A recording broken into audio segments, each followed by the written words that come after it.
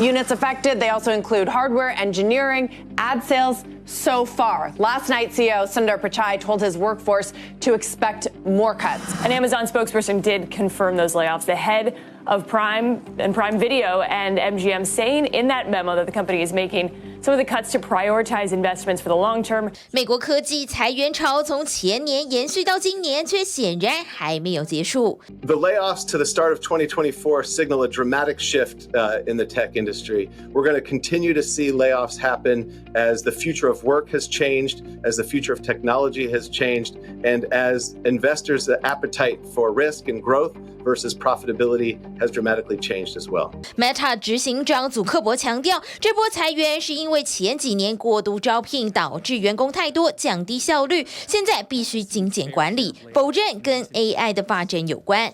但专家分析认为，恐怕还是与 AI 脱不了关系。This AI thing is real, it's not going away, and they can't have people holding them back. And so what they've been doing over the past year is finding places within the organization that they can trim so that they can get to a pace where they're shipping faster. So taking managers out, and then engineers who are skilled for a previous generation of technology, they're also leaving to make room for people who are more skilled for artificial intelligence. 从亚马逊、谷歌到 Meta 都投入大量资源在发展 AI， 人才需求自然而然就跟着转换方向。So there's about a 500% increase in the number of jobs that mention generative AI. There's about a 6,000% increase in the demand for job seekers for these jobs.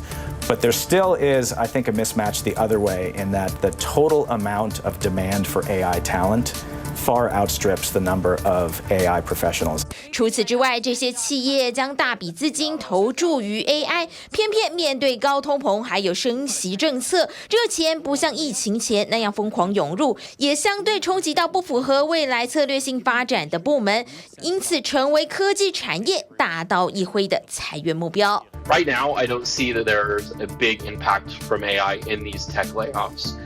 Some businesses have maybe cited that they're trying to, shift priorities and they're letting some employees go to focus more energy on some of these generative AI tools. But I think it's important to say that that's very different than saying that companies are, well, we can let people go now because, generative AI and all these tools are taking jobs. 但这些员工仍旧间接性的受到 AI 冲击。长期观察矽谷的媒体人也认为，虽然短期内 AI 还没有开始跟人抢饭碗，但并不表示这件事不会成真。Every company in every industry is trying to figure out how to use AI in everything they do. I mean, AI is going to create a lot more jobs as well, but at the same time, I would say that there will be jobs that will be automated. 尤其是企业裁员之后，不但没有冲击到营运，反而股价节节高升，更让企业精简人力的动作变得毫不犹豫。Now we see the stock market reacted quite favorably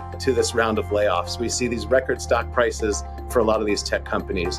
And so the stock price, the investors really favored profitability, really favored this lean year that these tech companies had. And so instead of rewarding the growth that we saw and them all pursue years ago, they're now rewarding profit. And so the layoffs have continued.